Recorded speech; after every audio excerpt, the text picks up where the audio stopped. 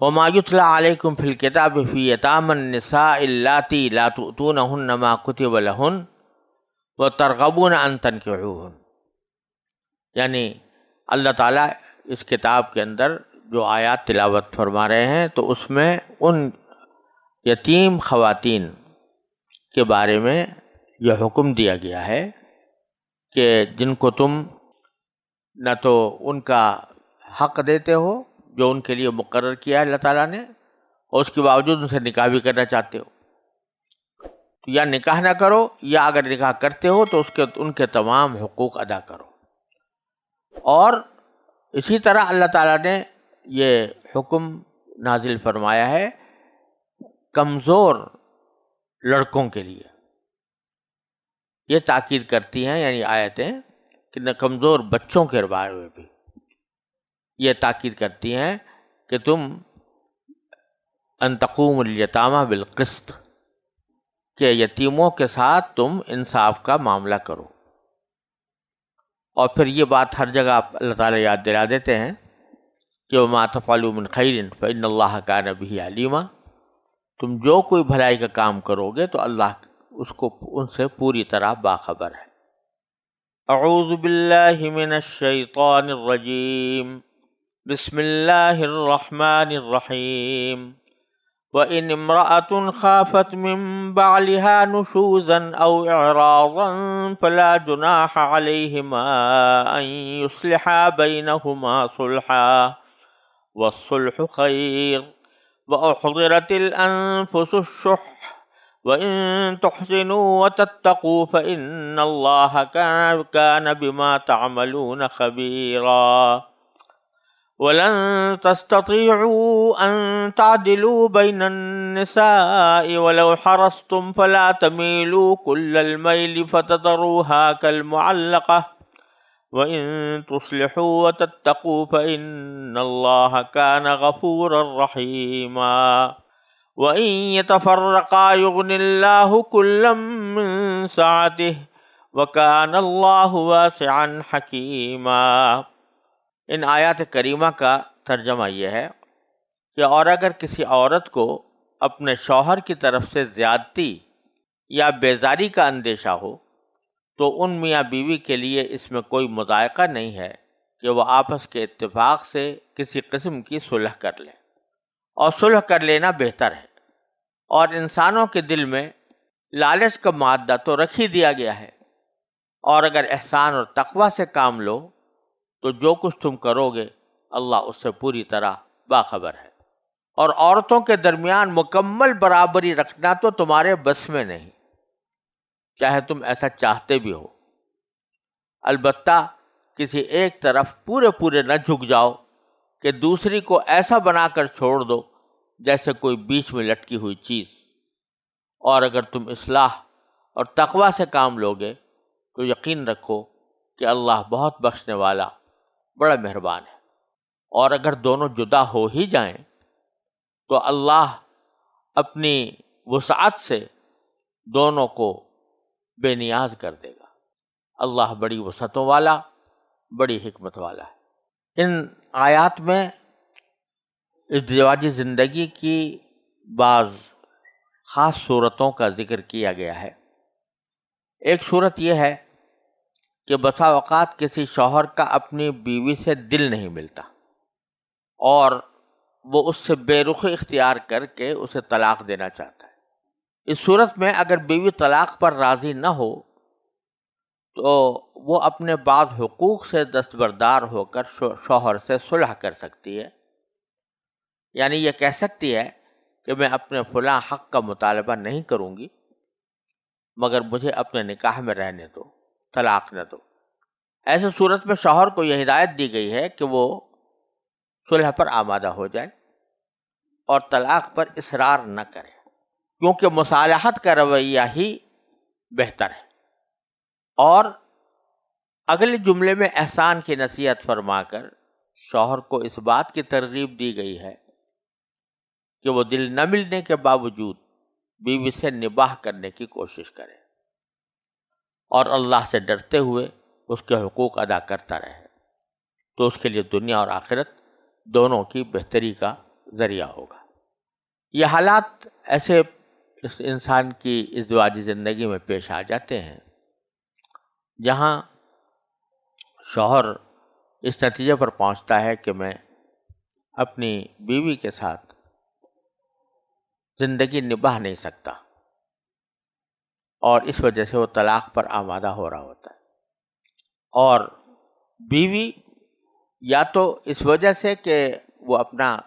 گھر بگاڑنا نہیں چاہتی، اپنے بچوں کی تربیت کرنا چاہتی ہے، بچوں کو پالنا چاہتی ہے، یا اس وجہ سے کہ اس کا کوئی اور سہارا ہی نہیں ہے کہ طلاق ہونے کے بعد وہ کہیں اور جا سکے۔ تو ایسے موقع پر قرآن کریم فرماتا ہے کہ اگر وہ کچھ مصالحت کر لے، صلح کر لے، اپنے بعض حقوق سے دستبردار ہو جائے، مثلا مہر سے دستبردار ہو جاتی، مہر نہیں لوں گی مگر مجھے اپنے نکاح میں رہنے دو، یا اگر ایک سے زیادہ بیویاں ہیں اور کوئی بیوی اپنے باری کا حق چھوڑ دیتی ہے کہ میں اپنے باری کا حق چھوڑ دیتی ہوں، تم مجھے نکاح میں رہنے دو، تو یہ بھی جائز ہے۔ لیکن دونوں میں فرق یہ ہے کہ اگر مہر کا حق چھوڑا ہے تو اب پھر بعد میں مہر کا مطالبہ نہیں کر سکتی، اپنے اس حق سے دستبرداری جو اختیار کی ہے اس سے رجوع نہیں کر سکتی۔ لیکن اگر باری کا حق چھوڑا ہے کہ اس نے کہا ہے کہ میری باری میں آپ میرے پاس نہ آیا کریں، جس کے پاس آپ جانا چاہیں چلے جایا کریں، تو اس سے وہ دستبردار ہو سکتی ہے۔ جب ایک بار دستبردار ہو گئی، اس دستبرداری سے رجوع کر سکتی ہے، کسی وقت بھی کہہ سکتی ہے نہیں میں اپنا حق واپس لیتی ہوں۔ تو اللہ تعالیٰ اس میں فرماتے ہیں وَإِنِ امْرَأَةٌ خَافَتْ مِن بَعْلِهَا نُشُوزًا، اگر کوئی عورت اندیشہ رکھتی ہے اپنے شوہر سے نشوز کا، نشوز کے لفظی معنی کسی کے خلاف ابھرنا اور کسی کے خلاف کوئی کارروائی کرنے کے لیے تیار ہونا، اسی لیے اس کو نافرمانی کے معنی میں بھی کہا جاتا ہے۔ ہم نے یہاں پر اس کا ترجمہ بیزاری سے کیا کہ وہ اس بات کا اندیشہ رکھتی ہے کہ میرا شوہر مجھ سے بیزار ہوگا اور نفرت کرے گا، اور نفرت کرنے کی وجہ سے مجھے چھوڑنے پر آمادہ ہوگا۔ او اعراضاً، یا نفرت تو نہیں ہے لیکن دل نہیں مل رہا، جس کی وجہ سے وہ اس سے کنارہ کشی اختیار کرتا ہے، اس کی طرف کما حقو توجہ نہیں دیتا، اور اس کے نتیجے میں وہ طلاق پر آمادہ ہے۔ تو قرآن کریم فرماتا ہے فَلَا جُنَاحَ عَلَيْهِمَا أَن يُصْلِحَا بَيْنَهُمَا صُلْحًا، تو دونوں پر اس میں کوئی گناہ نہیں ہے کہ دونوں مل کر آپس میں کوئی صلح کر لیں۔ اور لفظ استعمال کیا لا جناح علیہما، یہ بتانے کے لیے کہ ایسا کرنا کوئی واجب تو نہیں ہے، لیکن یہ بہتر ہے کہ صلح کر لیں۔ چنانچہ اگلے جملے میں فرمایا والصلح خیر، اور صلح کر لینا زیادہ بہتر ہے۔ یہاں یہ بات فرمائی کہ فلا جناح علیہما ان یصلحا بینہما صلحا، یہ دونوں جگہ پر تثنیہ کا صیغہ استعمال کیا کہ وہ آپس میں صلح کر لیں، یصلحا بینہما صلحا اور لا جناح علیہما، یعنی بات دونوں کے درمیان چل رہی ہے۔ اس میں میرے والد ماجد حضرت مفتی محمد شفیع صاحب رحمۃ اللہ علیہ نے معارف القرآن میں یہ فرمایا کہ اس میں اشارہ موجود ہے کہ میاں بیوی کے معاملات میں بہتر یہ ہے کہ آپس ہی میں وہ طے کریں، کوئی تیسرا دخل نہ دے، یہ دونوں خود ہی آپس میں معاملات طے کر لیں، کیونکہ تیسرے کے دخل دینے سے بعض اوقات تو مصالحت ہی ناممکن ہو جاتی ہے، اور ہو بھی جائے تو دونوں کے کچھ نہ کچھ عیوب کسی اور کے اوپر ظاہر ہوتے ہیں۔ لہذا آدمی کو حتی الامکان یہ چاہیے کہ میاں بیوی کے جو معاملات ہیں وہ ان کے آپس میں مفاہمت سے طے ہوں اور کسی تیسرے کے مداخلت کے بغیر طے ہوں۔ یہ اور بات ہے کہ جب معاملہ بالکل ہی خراب ہو جائے تو خود قرآن کریم نے کہا ہے کہ فبعثوا حکما من اہلہ وحکما من اہلہا، جس کا پہلے ذکر ہو چکا. لیکن جب تک وہ نوبت نہ پہنچے تو حتی الامکان کوشش یہی کرنی چاہیے کہ معاملات دونوں کے آپس میں طے ہوں. پھر آگے جملہ جو فرمائے والصلح خیر، یہ ایک مستقل جملہ فرما دیا. یعنی یوں بھی کہہ سکتے تھے یہاں پر کہ فلا جناح علیہما ان یصلحا بینہما صلحا کہنے کے بجائے فخیر لہما ان یصلحا بینہما صلحا. لیکن پہلے تو تعبیر یہ اختیار فرمائی کہ ان کے اوپر کوئی گناہ نہیں ہے اس معاملے میں. اس کا مطلب یہ کہ بتا دیا کہ واجب نہیں ہے. اور پھر مستقل جملہ فرمایا والصلح خیر، صلح کر لینا بہتر ہے. تو اس سے ایک طرف تو یہ بتا دیا گیا کہ اگرچہ جائز تو دونوں کام ہیں لیکن اس میں بہتر صلح ہے، لیکن مستقل جملہ قرار دے کر اس کو ایک عام حکم بنا دیا کہ معاملہ صرف میاں بیوی کا نہیں ہے. کوئی بھی تنازع ہو، کوئی بھی جھگڑا ہو، ایک سے زیادہ افراد کے درمیان کوئی معاملہ ہو تو اس میں صلح کر لینا بہتر ہے، بجائے اس کے کہ لڑائی جھگڑا باقی رکھا جائے یا مقدمہ بازی تک نوبت آئے اور عدالت تک کئی دروازے کھٹکھٹانے پڑے. اس سے بہتر یہ ہے کہ آپس میں مصالحت کر کے اس معاملے کو طے کر لیا جائے. اس لیے اس جملے کو الگ ذکر کیا والصلح خیر. اور اسی کی بنیاد پر فقہاء کرام نے فقہ کی کتابوں میں کتاب الصلح ایک مستقل کتاب ہے جس کے احکام بیان فرمائے گئے ہیں، کس قسم کی صلح جائز ہے، کس قسم کی صلح جائز نہیں ہے، اور کون سی صلح شریعت کے مطابق ہے، کون سی صلح شریعت کے مطابق نہیں ہے. اس کے بڑے تفصیلی احکام فقہ کے اندر موجود ہیں. اس کی اصل یہ آیت کریمہ ہے والصلح خیر. اور مصالحت کے بہتر ہونے کی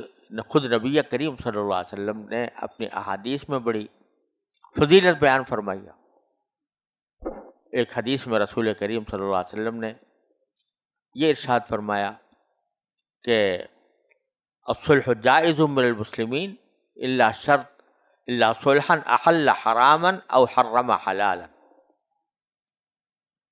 کہ ہر صلح مسلمانوں کے درمیان جائز ہے سوائے اس صلح کے جو کسی حرام کو حلال کرے یا حلال کو حرام کرے. یعنی صلح کے ذریعے شریعت کے اندر تو کوئی تبدیلی نہیں کی جا سکتی کہ یہ حلال حرام ہو گیا، حرام حلال ہو گیا، بلکہ اس کے بعد مباحات کے دائرے میں وہ جس چیز پر صلح کرنا چاہیں وہ کر سکتے ہیں. دوسری ایک حدیث میں صلح پر کی ترغیب دیتے ہوئے یہاں تک رسول کریم صلی اللہ علیہ وسلم نے فرمایا کہ میں اس شخص کے لیے جنت کے بیچوں بیچ گھر دلوانے کا ذمہ دار ہوں جو حق پر ہوتے ہوئے جھگڑا چھوڑ دے، باوجود ہے کہ حق پر ہے، اور اگر وہ قاضی کی عدالت میں جائے گا اور عدالتی کارروائی کرے گا تو اس کو اس کا حق مل جائے گا. لیکن وہ سوچتا ہے کہ بھئی جھگڑا کیوں کروں، مسلمان بھائی میرے سامنے بھی جھگڑے میں میرا وقت بھی ضائع ہوگا اور اس کے بجائے میں اللہ تعالیٰ سے مانگوں گا. تو ایسے شخص کے لیے سرکار دو عالم صلی اللہ علیہ وسلم فرماتے ہیں کہ میں ایسے شخص کو جنت کے بیچوں بیچ گھر دلوانے کا ذمہ دار ہوں. تو یہ اللہ تبارک و تعالیٰ نے صلح کی فضیلت بیان فرمائی ہے. پھر آگے فرمائے وَأُحْضِرَتِ الْأَنفُسُ الشُّحَّ، یعنی انسانوں کے دل میں کچھ نہ کچھ لالچ کا مادہ تو رکھ ہی دیا گیا. یعنی اس سے اشارہ اس طرف ہے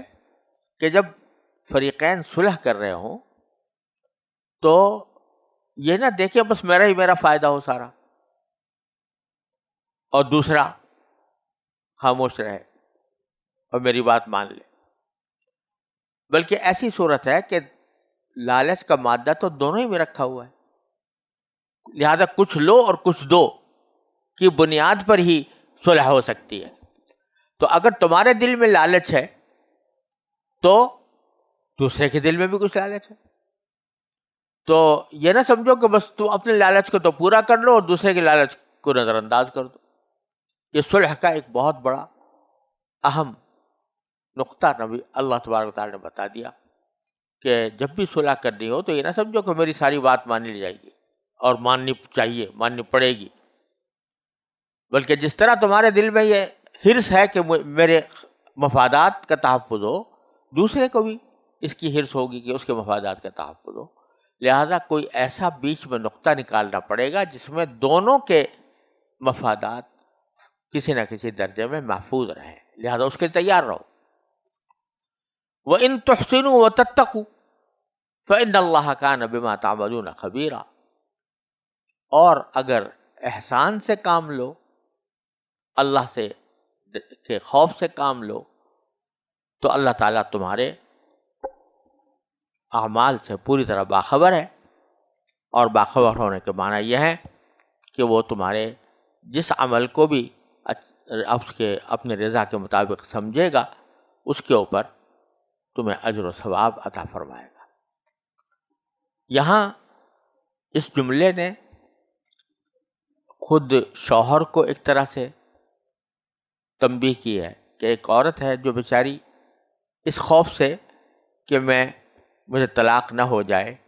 وہ تم سے اپنے بعض حقوق کے چھوڑنے کا مطالبہ کر رہی ہے، بعض حقوق چھوڑنے کی پیشکش کر رہی ہے، اور تم سے کہہ رہی ہے کہ تم مجھے نکاح سے نہ نکالو. تو تم اگر احسان سے کام لو اور یہ کہ اس کے حقوق جو وہ چھوڑنے کو آمادہ ہے اس کے حقوق ادا کرو، اور اللہ تعالیٰ سے ڈرو کہ کہیں ایسا نہ ہو کہ مجھ سے حق تلفی ہو گئی ہو. تو اللہ تبارک و تعالیٰ تمہارے عمل سے باخبر ہوگا اور تمہیں اجر و ثواب عطا کرے گا. یہ تو شوہر بیوی کا معاملہ ہے، لیکن جیسے میں نے عرض کیا اللہ تعالیٰ نے عمومی الفاظ استعمال فرمائے، الصلح خیر اور اس کے بعد. لہذا ہر لڑائی جھگڑے میں کوئی آدمی یہ سوچے کہ چلو میں احسان سے کام لے لوں، دنیا ہے، چند دنوں کی دنیا ہے، اس کے بعد تو مرنا ہی ہے، قبر میں جانا ہے، اللہ تعالیٰ کے پاس جانا ہے. تو وہ اگر کچھ اپنا حق بھی چھوڑ دے تو جیسے حدیث میں نے سنائی اس کے مطابق اس کو اجر و ثواب ملے گا. آگے ایک اور مسئلے سے اللہ تبارک و تعالیٰ نے ہمیں باخبر کیا ہے، وہ یہ کہ اگر ایک سے زیادہ بیویاں کسی کے پاس ہوں تو اس میں عدل کی بڑی سخت شرائط ہیں. اور سورہ نساء کے شروع میں اللہ تبارک و تعالیٰ نے فرمایا کہ اگر تمہیں اندیشہ ہو کہ عدل نہیں کر سکو گے تو صرف ایک ہی پر اکتفا کرو. اس میں بعض اوقات دل میں خیال ہوتا تھا کہ چلو ہم ظاہری اعتبار سے تو انصاف کر لیتے ہیں کہ ایک دن ایک کے پاس، ایک دن ایک کے پاس رہیں، پیسے جتنے ان کو دیں اتنے ہی ان کو بھی دیں، جتنا نفقہ اس کو دیں اتنا اس کو بھی دیں. لیکن بعض اوقات دل کی محبت جو ہے اس کے اوپر تو انسان کو اختیار نہیں ہوتا، تو کسی کی طرف میلان زیادہ ہوتا ہے، کسی کی طرف کم ہوتا ہے.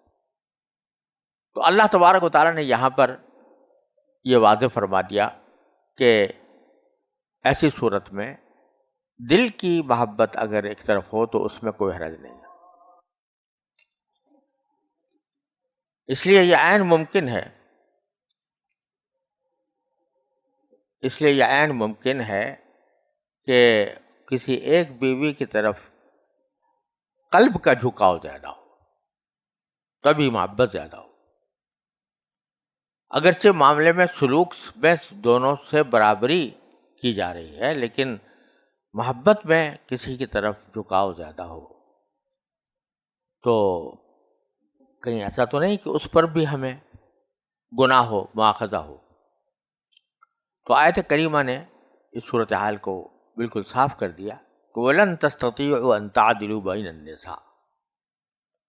اور عورتوں کے درمیان مکمل برابری رکھنا تو تمہارے بس میں نہیں. وَلَوْ حَرَصْتُمْ، چاہے تم ایسا چاہتے بھی ہو. فَلَا تَمِيلُوا كُلَّ الْمَيْلِ، البتہ کسی ایک طرف پورے نہ جھک جاؤ. فَتَذَرُوهَا كَالْمُعَلَّقَةِ، کہ دوسری کو ایسا بنا کر چھوڑ دو جیسے کوئی بیچ میں لٹکی ہوئی چیز. بیچ میں لٹکی ہوئی چیز کا معنی یہ کہ نہ تو وہ نکاح سے نکلتی ہے اور نہ نکاح جیسے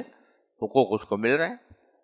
ایسے نہ. ایسا میلان نہ کرو کہ جس کے نتیجے میں دوسرے کے حقوق پامال ہو۔ دل کی محبت کا معاملہ جو ہے وہ انسان کے اختیار سے باہر ہے، لہذا اس پر اللہ تعالیٰ کی طرف سے مواخذہ بھی نہیں۔ چنانچہ خود رسول کریم صلی اللہ علیہ وسلم سے منقول ہے کہ آپ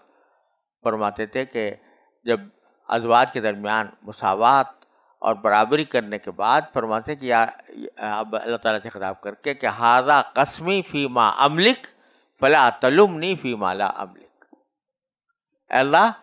جو میرے بس میں تھا جتنا اس میں تو میں نے عدل کر کے انصاف کر کے کام لے لیا، لیکن جس کا میں اختیار میں نہیں ہے جو باتیں دل کا میلان، تو اس پر مجھے میرا مواخذہ نہ فرمائیے گا، مجھے ملامت نہ فرمائیے گا۔ تو اللہ تعالیٰ نے یہی بات یہاں پر فرمائی، لیکن ساتھ ہی یہ فرمایا وَإِن تُصْلِحُوا وَتَتَّقُوا فَإِنَّ اللَّهَ كَانَ غَفُورًا رَحِيمًا، اگر تم اصلاح سے کام لوگے اور تقوی اختیار کرو گے تو اللہ تعالیٰ بہت بخشنے والا، بہت رحم دل ہے، بہت رحم والا ہے۔ تو یہ جو فرمایا کہ اصلاح سے کام لوگے، یعنی جب کہ تمہارے دل میں یہ جذبہ پوری طرح موجود ہو کہ کہیں کسی کے ساتھ بے انصافی نہ ہونے پائے۔ اصلاح کا ایک حصہ تو یہ ہے کہ اس کے حقیقی حقوق کو پوری طرح ادا کرنے کا اہتمام کیا جائے، اور دوسرا یہ کہ اللہ تبارک و تعالی نے جو احکام دیے ہیں ان کے تحت یہ سمجھتا رہے کہ کسی بھی بیوی کے ساتھ میرا معاملہ حسن معاشرت کا رہے، ہر بیوی کے ساتھ، اور میں اس کے اگر دل میں کوئی میرے کسی ایک طرف رجحان ہے بھی تو دوسری پر اس کو حتی الامکان ظاہر نہ کروں کہ بھئی کسی بتا دے کہ مجھے فلاں سے زیادہ محبت ہے۔ تو اگر تم یہ کرو گے تو اللہ تعالیٰ بڑا بخشنے والا، بڑا رحم کرنے والا ہے۔ پھر آخر میں یہ بات بھی فرما دی کہ اگرچہ نکاح کے اندر پسندیدہ یہ ہے کہ جب ایک مرتبہ نکاح کا رشتہ قائم ہو جائے تو حتی الامکان اسے ٹوٹنے نہ دیا جائے، نباہا جائے۔ طلاق کو ابغض المباح کہا گیا ہے، مباحات میں سب سے بری چیز ہے طلاق، حتی الامکان اس سے بچنا چاہیے۔ لیکن اگر نوبت آ ہی جائے جدائی کی، دونوں کے درمیان دل کسی طرح ملتے نہیں ہیں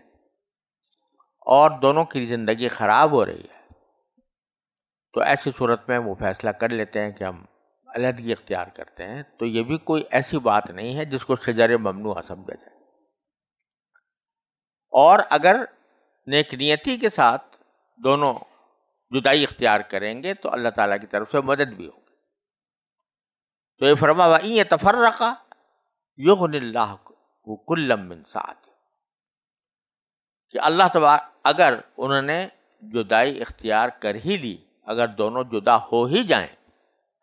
تو اللہ اپنے قدرت اور رحمت کی وسعت سے دونوں کو ایک دوسرے کی حاجت سے بے نیاز کر دے گا۔ نہ شوہر کو بیوی کی حاجت رہے، اس بیوی کی حاجت رہے گی، نہ اس بیوی کو اس شوہر کی حاجت رہے گی۔ اللہ تعالیٰ اگر نیک نیتی کے ساتھ، بھلمنسی کے ساتھ ختم کیا جائے رشتے کو، اس سے غصائی میں نہیں، اشتعال میں نہیں، لڑائی جھگڑے میں نہیں، بلکہ سوچ سمجھ کر اور پورے غور و فکر کے بعد سارے عواقب و نتائج سے باخبر ہو کر دونوں فیصلہ کر لیتے ہیں کہ نکاح ختم کرنا ہے، ہمارے دونوں کے حق میں یہی بہتر ہے، تو پھر اللہ تبارک و تعالی ہر ایک کو دوسرے سے بے نیاز بھی کر دیں گے اور ان کی مدد بھی فرمائیں گے کہ شوہر کو بیوی کے نہ ہونے سے تکلیف نہ ہوگی اور بیوی کو شوہر کے نہ ہونے سے تکلیف نہ ہوگی۔ وَكَانَ اللَّهُ وَاسِعًا حَكِيمًا، اور اللہ تعالیٰ بڑی وسعتوں والا، بڑی حکمت والا ہے۔